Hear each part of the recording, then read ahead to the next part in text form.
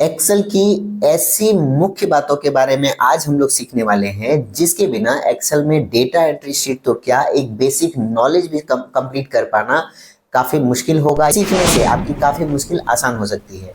तो जिन चार बातों के बारे में हम लोग अभी जानने वाले हैं वो एक ऐसी छोटी सी टेक्निक है या छोटी सी टूल है जिसके बिना अगर आप कोई काम कर रहे हो, कोई गलती हो गई आपसे या आप जिस काम को कर रहे थे आपसे बाई चांस कुछ मिस्टेक हो जाता है तो उसके बिना अरेंज करना थोड़ा मुश्किल हो सकता है।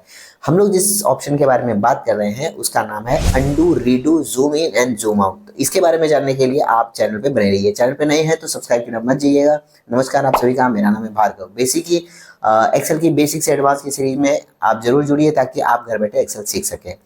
करना क्या है हमें, मान लीजिए मैं एक डेटा एंट्री शीट पे काम कर रहा हूँ और मैं मुझसे किसी कारणवश कोई भी ऐसी डेटा है जो बाय चांस डिलीट हो जाती है या फिर किसी कारणवश वो डेटा मिट जाती है या इरेज हो जाती है या गलती से मैं उस डेटा को गलत जगह पर टाइप कर देता हूँ।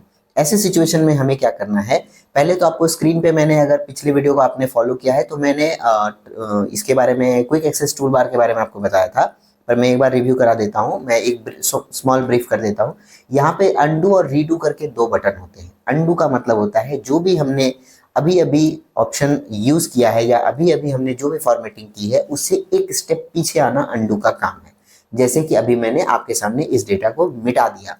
अब इस स्टेप को मैं एक स्टेप आगे गया मिटाते हुए, अब इस स्टेप से मुझे बैक यानी कि वापस आना है तो मैं अंडू का ऑप्शन चुन सकता हूं जो कि स्क्रीन पर यहाँ पर अवेलेबल है। यदि वो यहाँ पर ना हो तो क्विक एक्सेस टूल बार में जा करके ये छोटे से डॉट में जा करके आप यहाँ से अंडू रीडू का ऑप्शन को वापस ला सकते हो। जैसे मैं अगर हटा देता हूँ तो ये ऑप्शन यहाँ से हट गया है। अंडू और रीडू ये दोनों भाई हैं बट दोनों एकदम ऑपोजिट काम करते हैं। मान लीजिए मैं यहाँ से जैसे अंडू करता हूँ तो यहाँ पर जो डेटा मुझसे मिट गई थी या जो मैंने जानबूझकर डिलीट की थी वो वापस अंडू हो चुकी है।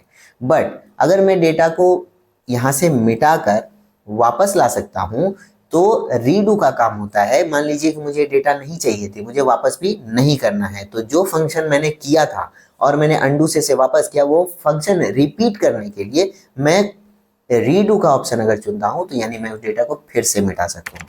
अगर मैं कंट्रोल जेड करूं तो जो भी हमने स्टेप फॉलो किया उस स्टेप से मैं बैक हो सकता हूं, बट रीडू के मुकाबले रीडू के हेल्प से हम उस स्टेप पे वापस जा सकते हैं जो हमने यहाँ पर किया था। जैसे मैं इस डेटा को पहले फिर से मिटा लेता हूँ और अंडू के मदद से वापस ले आता हूँ। फिर मुझे लगा कि नहीं, मुझे ये डेटा यहाँ पर नहीं चाहिए तो मैं रीडू की मदद से उसे फिर से इरेज कर सकता हूँ। यही काम अगर आपको शॉर्टकट की मदद से करना है तो कीबोर्ड पे एक बटन होता है कंट्रोल बटन और एक बटन है जेड का बटन। अल्फाबेटिकल जेड बटन जो है, कंट्रोल के साथ अगर आप जेड बटन प्रेस करते हो तो आप अंडू कर सकते हो, यानी वह एक शॉर्टकट की है अंडू करने के लिए। मैं इसे डिलीट करके वापस से आपको कंट्रोल जेड की मदद से अंडू करके दिखा सकता हूँ। और अगर रीडू करना है तो कंट्रोल के साथ वाई बटन प्रेस करने से आप रीडू कर सकते हो। तो ये ऑप्शन यहाँ पे स्क्रीन पे भी मौजूद है, साथ ही साथ आप शॉर्टकट की मदद से भी इसे कर सकते हो। अगला जो पॉइंट है वह है zoom in and zoom out के बारे में। हालांकि ये बहुत छोटा सा चीज है जिसके बारे में बेसिकली सबको पता होता है, बट इसके बारे में थोड़ा और डिटेल में जानेंगे कि ये जो जूम इन का बटन होता है उसका मतलब होता है स्क्रीन को थोड़ा और पास लाना, यानी स्क्रीन को थोड़ा और बड़ा करना। जैसे मोबाइल में अगर किसी फोटो को आप देखते हो तो उसको जूम करते हो ताकि बड़ा करके देख सकते हो, उसी प्रकार से यहाँ पे राइट साइड में स्टेटस बार में प्लस और माइनस का बटन बना रहता है जिसकी वजह से आप स्क्रीन को जूम करके पास ला सकते हो।